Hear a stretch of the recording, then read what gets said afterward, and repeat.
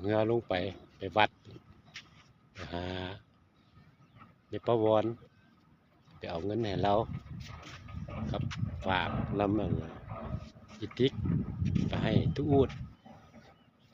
เอาเงือลงไปน้ำก็ลงหลายเงือแต่ละเล่มนี่เมื่อวานนี้ขึ้นเมื่อนี้ลงน้ำก็ได้โอ้มาเบิ่งเถาพี่นะเถาเขียวๆนี่เถาน้ำของนี่แหละเขาเจ้าเอาเนี่ยนี่แหละนี่เห็นปะ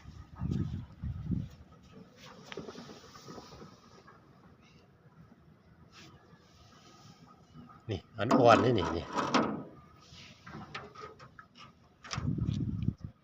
เขียวทุ่มอยู่คนเมียนเบิดแหละเถาน้ำลงแล้วก็เจ้าเอากินแล้วมันอยู่น้ำฮันเถาสลายว่าเป็นสลายทะเลสลายนั้นสลายน้ำของเถาเจ้าที่เอาแล้วก็เกง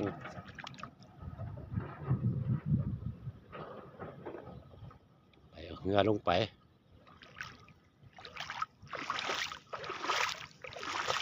รถกับทางกันยากบนเรือจะคันละรถก็ได้ขายเป็นเล็กเศษเปิดน้ำท่วมแล้วก็แปลงเมื่อไหวแปลงกับเบิ้ลเงินหลายซื้อรถมือสองมาขี่แปลงคันนึงกันเที่ยวแปลงเอาไปขายเป็นเล็กเศษเมื่ออยู่ผู้เดียวยิ่งเปลี่ยวยิ่งคิดเศร้าเหมือนนกที่เหงาอยู่ในกรงทองอัดอั้นสุขกายทุกใจเมื่อยามได้ภาคควรดินเวียงจันทร์ถิ่นฐานนครของเราจากไปสู่ใต้ฟ้าประเทศอื่นห่างมิตรที่เคยสดชื่นห่างลุงป่านาเธอลงมาฮอดวัดแล้วมันนี่นะโอ้พัฒนาหลายแล้วพอได้ลงมาหลายเดือนแล้วทีมก็เฮ็ดใหม่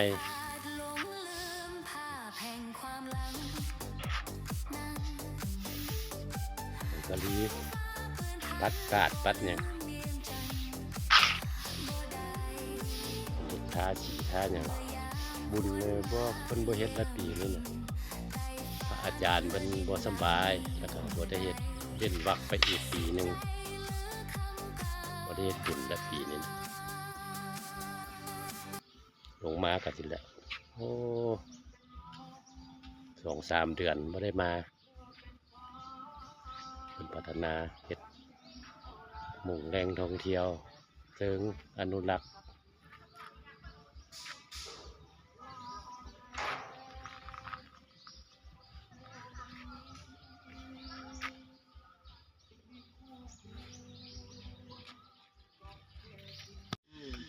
สีไม้มันเป็นเท่านั้นเท่านี้แหละได้กระยาคันได้เฮ็ดคันว่ามีก็สิได้จักโตเงินหมานแต่จบของตูดบ่เนี่ยตูดเด้อนี่เด้อตัวคนละ8เนาะคนละ8ไว้เราไปซื้อยากินอันนี้นะนี่สิไปให้บังเงินนี่แหละ200,000ครับ200,000ครับ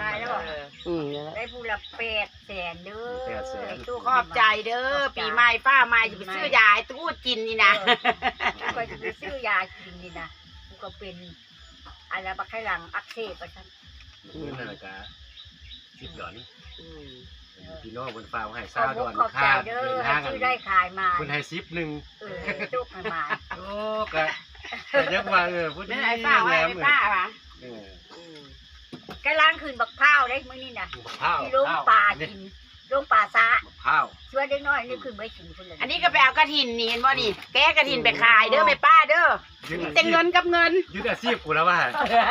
ยึดอาชีพ ค่อยมีขาประจำได้ นี่ พี่พาเขาไปลงป่าซะพุ่นน่ะเดี๋ยวนะมื้อนี้นะ พระกฐิน บ่ขายแล้วเครื่อง นี่เห็นบ่นี่กระถินนี่ยืดอาชีพลุงโน่แล้วเด้อนี่เด้อนี่เป็นอาชีพเฮาแล้วเด้อก ระถินลาดอันนี้ ค่อยมีขาประจำดูสิขายเห็นเด้อาทิตย์นึงเขาเอา3 โล โชคดีก็สิได้ น้ำบักพร้าวบักแซ่บพุ่นน่ะเห็นเด้บักพร้าวขึ้นมา3แสงมื้อนี้น่ะ ข้าวไปป้าแล้วบอกข้าวมาขายเหลือเท่านี้มันบ่ ลงป่า โอ้ยังหลายอยู่ อ่อน ลงป่า หลายอยู่เสียงงาม ๆโอ้เขียงงามๆนี่โอ้นี่ยัง เจ้าก็ขายเงิน ที่บ้านไหนที่ขายคือมา ๆงาม โอ้2 แสงเนาะ3 แสงข้าวบ่ทันเด้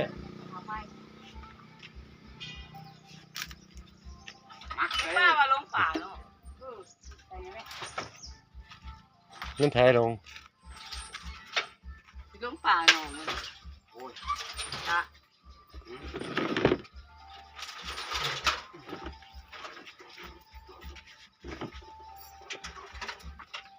ต้องหามซอยแล้วเนี่ย เดี๋ยว งามเป็นมือกล้องครับ มือกล้องจ้ะตายเอาข่าวพวกเนี้ย ข้าว ข้าวขาวยังไง มันเกาะที่บ่อตู้ นัดเด้ เออก ำลังแขกคนกำลังเอาเครื่องเอาของมาขาย ไปอย่าง จะมาหาในบ้านนี่แหละข้าว ข้าวตู้วอน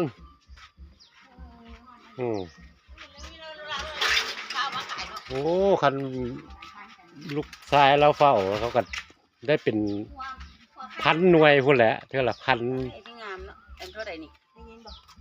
ทำหัวข้าวไว้เด็ก เอาหัวมันเด้อ แต่ตอนนี้อยากกินข้าวหัวพวกนี้เอาหัว เขียขายงามใช่ เอาออกเบิ้งแค่นี้แหละได้ไปเลย ทำตัวอย่างเงี้ย เดี๋ยวไปขั้นป่าขั้นเมีย เอา ไป ไป จั เช่ ง นเลย แสน ยังไม่ได้เปิดห้านเท่า ได้นอนบนที่แตนเขาที่น้ำมา เหลือไก่ยามมื้อเช้า น้ำกระดาษแดง เดี๋ยวเด้อ พื้นที่เหลืองามเข้ามาคุณแม่ถึงใหญ่เลย เอาน้ำใบไปส่งลูกแบกไปพอเสียวขึ้นบ้าให้ ไป เก็บยอดบวกเอาหน่อไม้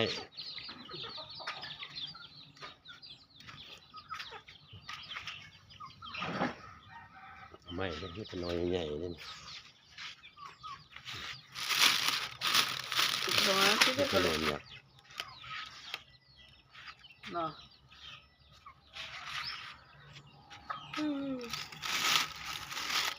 ขายมื้อนี้แล้วกับพุ่นแล้วปีใหม่พุ่นแล้วเขาเจ้าก็จังสิซื้อใหม่แบบนี้นะได้บ้างได้หมื่นไว้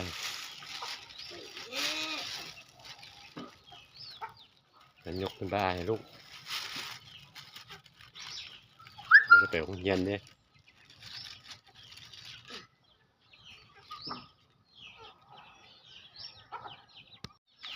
ไหวอยู่วะ ดักเสิร์ฟหน่อไม้ ไป ป่านหน่อไม้6หน่อไม้7เนาะหน่อไม้เลี้ยงน้องยอดบวบแบบไฟไว้แบบนี้บวกไก่ดอกไปส่งพระเจ้ามือสุดท้ายแล้ว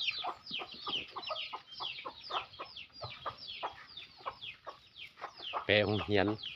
หมึงเขาเจ้าซื้อเครื่องวันนี้เขาเจ้าบริมาเอาเขาเจ้าลงห่างดอน